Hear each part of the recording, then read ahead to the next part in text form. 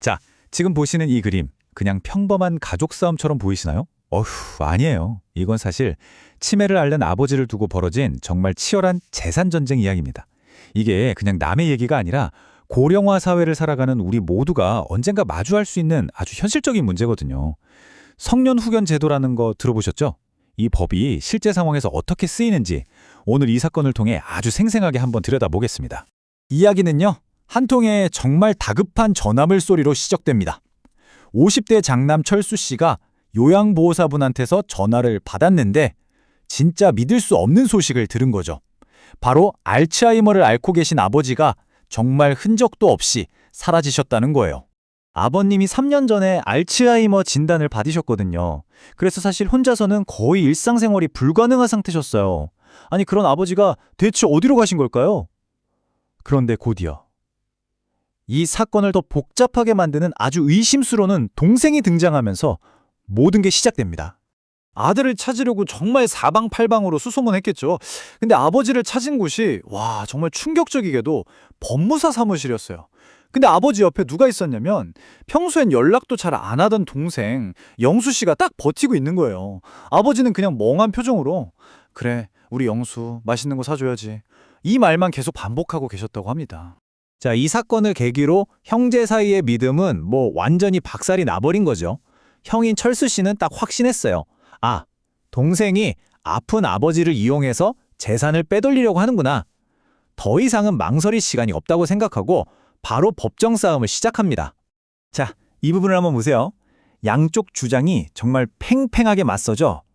형은 아버지를 지키려면 후견 제도가 반드시 필요하다고 하고, 동생은 이건 아버지의 자기 결정권을 침해하는 인권 침해다라고 맞서는 거예요.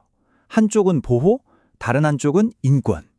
와, 여러분이 판사라면 이 상황에서 누구 손을 들어주시겠어요?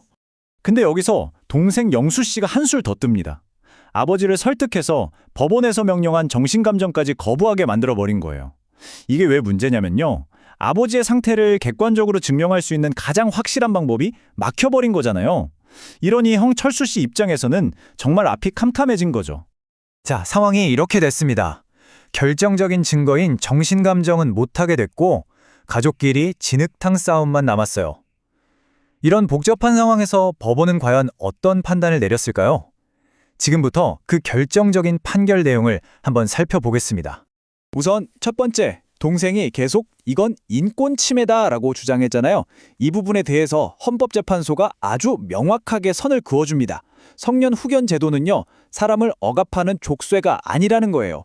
오히려 판단 능력이 부족해진 사람의 남은 능력을 존중하면서 그 사람을 지켜주는 든든한 방패 역할을 하는 거라고 딱 못을 박았습니다.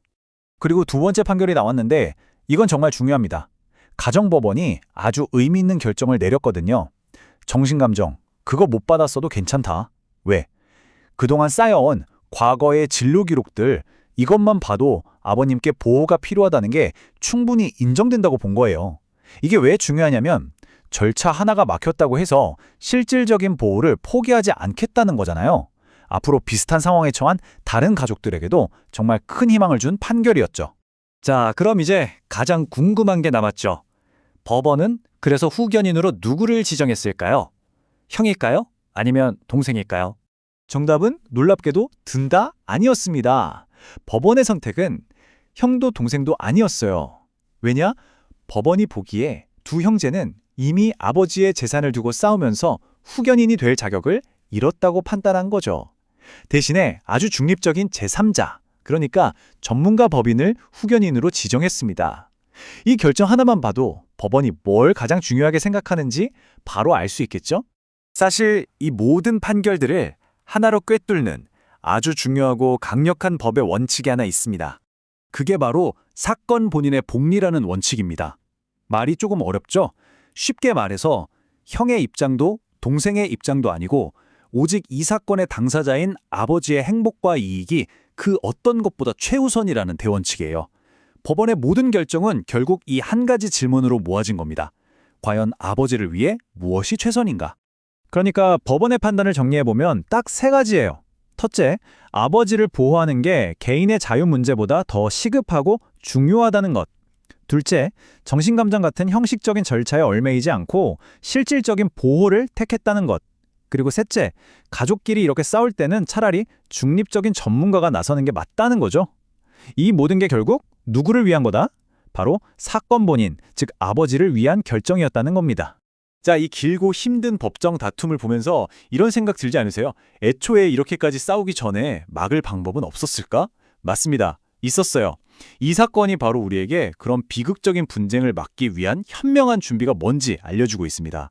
이 사건에서 우리가 꼭 배워야 할 점들이 있습니다. 첫 번째, 진료 기록의 중요성이에요.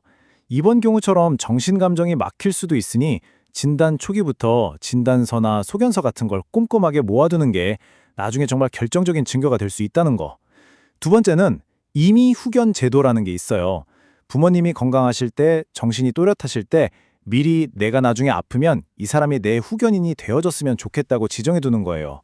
그랬다면 이런 싸움 자체가 없었겠죠. 세 번째, 만약에 이미 가족끼리 사이가 안 좋고 갈등이 심하다면요. 차라리 재산 관리는 중립적인 전문가한테 맡기고 자녀들은 순수하게 부모님을 돌보는 데만 집중하는 게 훨씬 현명한 선택일 수 있습니다. 그리고 마지막으로 제일 중요한 거, 성년 후견 신청하는 걸 불효라고 생각하지 마세요. 이건 부모님 재산을 노리는 다른 사람들로부터 또 어쩌면 가족으로부터 부모님의 재산과 존엄을 지키는 가장 강력한 법적 안전장치입니다. 결국 이 이야기는 단순히 법적 절차에 대한 것만은 아닙니다. 우리에게 더 근본적인 질문을 던지죠. 돈 때문에, 재산 때문에 다투는 이 현실 속에서 우리는 과연 부모님의 마지막 존엄을 어떻게 하면 진정으로 지켜드릴 수 있을까요? 이 질문에 대한 답을 찾는 건 아마 우리 모두에게 남겨진 숙제가 아닐까 싶습니다.